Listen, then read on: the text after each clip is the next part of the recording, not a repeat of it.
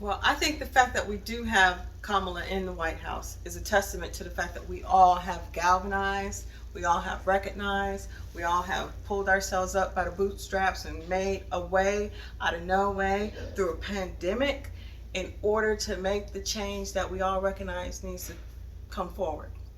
So I'm motivated and I'm inspired by the progress that we made and that we'll continue to make.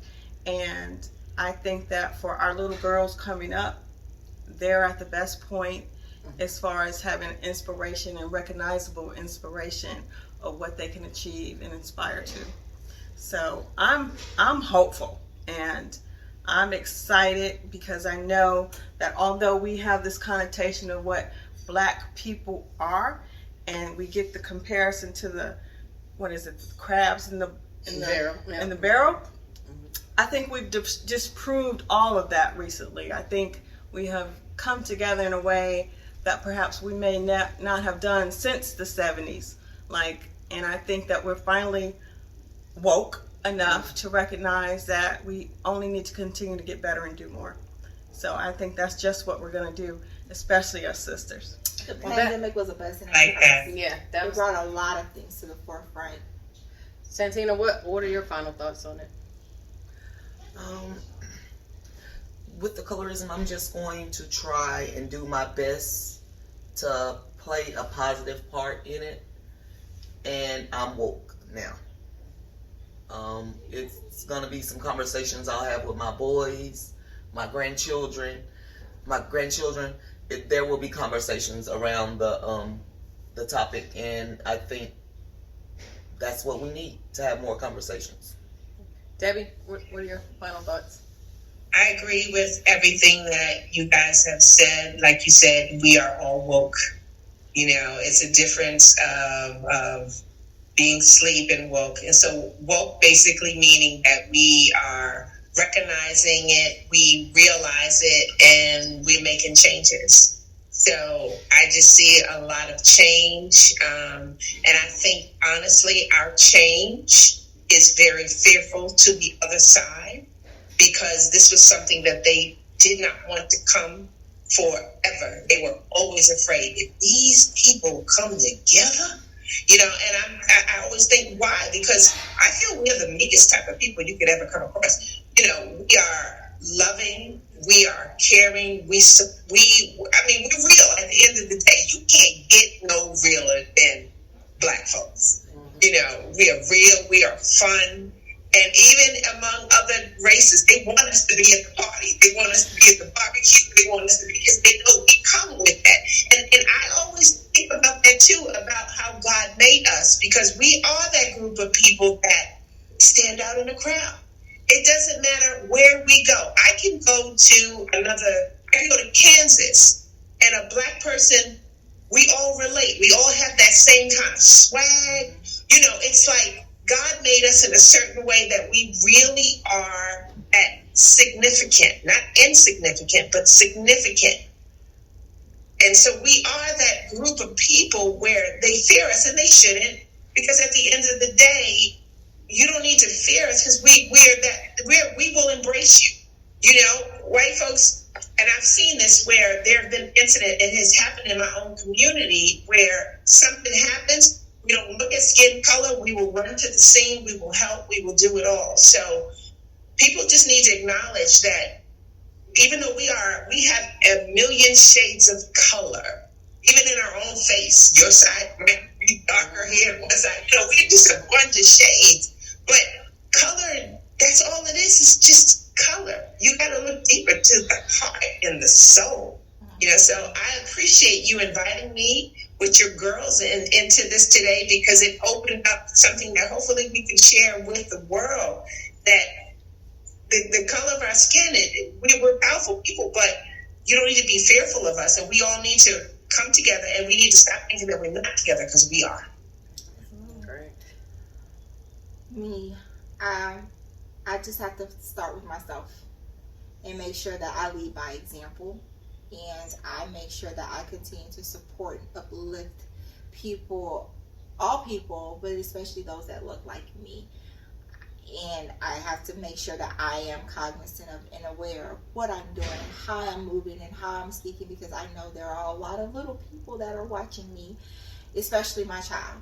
And so I want to make sure that she knows she's gonna do right because she saw it. She saw it, and we have to. I don't want to continue to perpetuate cycles that will continue on. So it stops with me. So I know I have to make sure I do my part.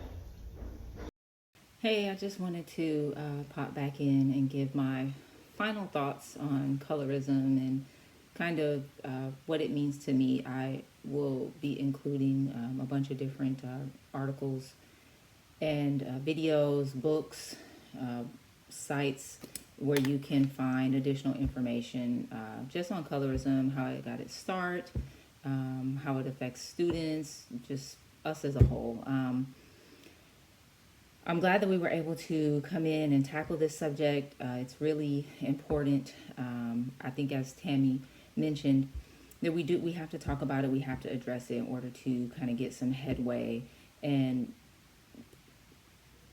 work on some steps, tools to get it over with, to get it done. Eradicate it, pretty much, is what I'm saying. And that starts with us. We have to make sure that we educate ourselves, that we talk about it, and we create these spaces in order for us to heal, for the healing to come. One of the things that I did include, because as Debbie said, that yes, it did stem from slavery, because there is no colorism without racism. But and then many of you probably have heard about the Willie Lynch letter, the makings of a slave. I've included a copy of that in here for you too. But those things kind of give you an idea as to where it came from and how long it's been going on. And sometimes I tell you, I get so discouraged because I feel like it's never going to go anywhere. It's never going to stop. It's always going to be here. And it might. But what we can control is our world and the things around us, because you can't control everybody else. And I do want to touch on, Debbie mentioned too, or maybe Tammy, can't remember. Anyway, that it does encroach upon our sense of identity and how we see ourselves. And I always say, if you don't know who you are, what you want to be, where you're going, there will always be somebody to tell you. And it's just that. That's kind of where we are now with this. Like, we have all of these societal standards of beauty, long hair, light skin. Now everybody wants to have big booties and slim waist and big boobs. And I mean, there's just always something for us to keep up with, to try to have these levels that we're attaining. That's just, sometimes they are, but not naturally attainable, and it's just ridiculous. I mean, people are bleaching their skin in Nigeria. We have women ruining their hair, trying to put things in their hair that takes their hair out. It's a lot. And it stems from, again, racism, colorism. It's all intersectional. It all goes together. I'm just hoping that this is one of many conversations, especially as of late, that will affect the people that are watching, will affect those in our circles, because as we are educating ourselves and becoming more aware of just even some of the things that we say, that we don't realize that we're saying.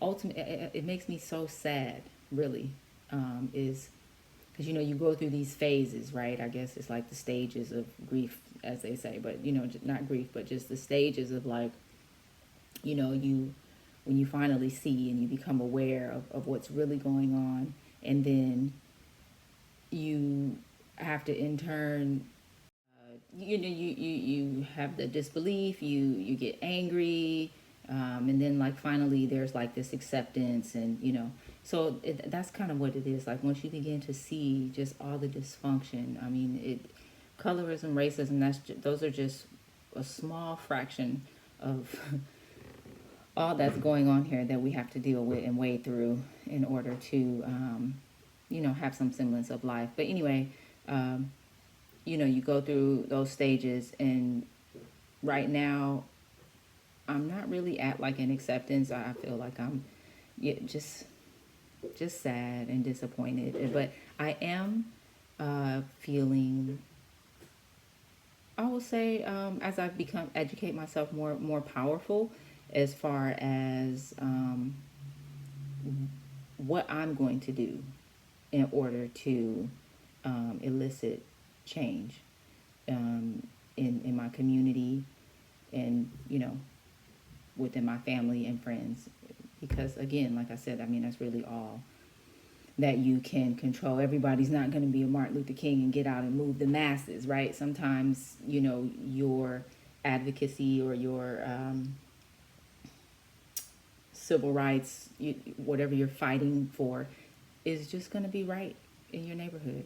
And it may be one person, or you just don't know, but that's what you have to do. So, yeah, I mean, hopefully, again, we will get to places where we'll see a little headway. I mean, of course, we're not where we were 300-400 years ago in certain respects. So it's slow, but they say change is slow. But if your husband cheating on you, you let him wean himself off of the lady that he cheating with, or he got to cut that shit immediately, right? Exactly. So this whole thing where it just takes this whole long time to make change and all of that, yeah, it's not really, actually, now that I'm thinking about it, it's not necessarily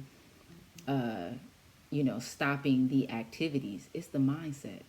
That's what it is. It's in our minds, and it's so much a part of who we are that nobody even knows who the fuck they are anymore.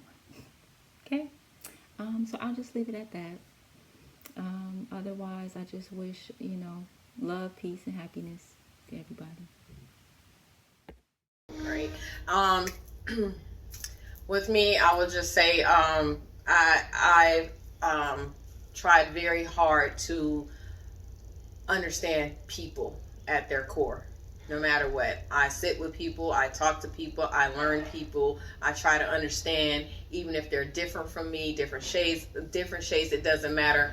And that's where it starts when we say, as individuals, we have to understand, because, what happens is, when someone gets upset and they always say he just mad because he not me, or this person's not because this, that, and the other, and you have to look outside of yourself and your anger and see what is making this person feel this way. What is their side of the story? What am I not seeing? Why it's about me, when somebody could just be having a bad day. You made it all about because y'all different colors and this, that, and the other, or whatever. So it's more about, everything comes down to communication and understanding human beings outside of our race, all races, because we're not the only ones that deal with colorism. The Indian community deals with colorism in a big way. Spanish community as well, So it's just us understanding each other as a people and standing together as a people and understanding that all shades, you black, period. Ain't nobody, you're not black enough. We all black. You got a drop in you. You got, again, because we're artistic people. We are lovers. We are fighters. We are some of the most creative, passionate people out there. You just got to find what your passion is. What's your creativity? Because it's in you. Because God put it in you. That's right. This is a great conversation. I know it's not the end of this type of talk or conversation amongst us as people. So we implore you to continue the conversation with your children, with your friends, with your spouse, lover, whoever, your co-workers, if you have to. Just don't have them sending you to HR. Continue the conversation, continue the unity, the unity between us to try to keep us a power for people, what they're afraid of. So thank you, ladies, for stepping in. We're going to move on to our Black Business of the Week. Black Business of the Week will be Payback. And so basically she is Payback Consulting, and she she's experience is media production, video editing, digital marketing, instructional design, process improvement, and graphic design services. The owner, she's very well versed in her company and her business, and she's a woman. I think most of the businesses I've been getting into are women. Black women owning businesses is something that, we've been doing it for so long, but a lot of times they don't put our face out there, So I want to make sure that I'm supporting my women, my sisters, my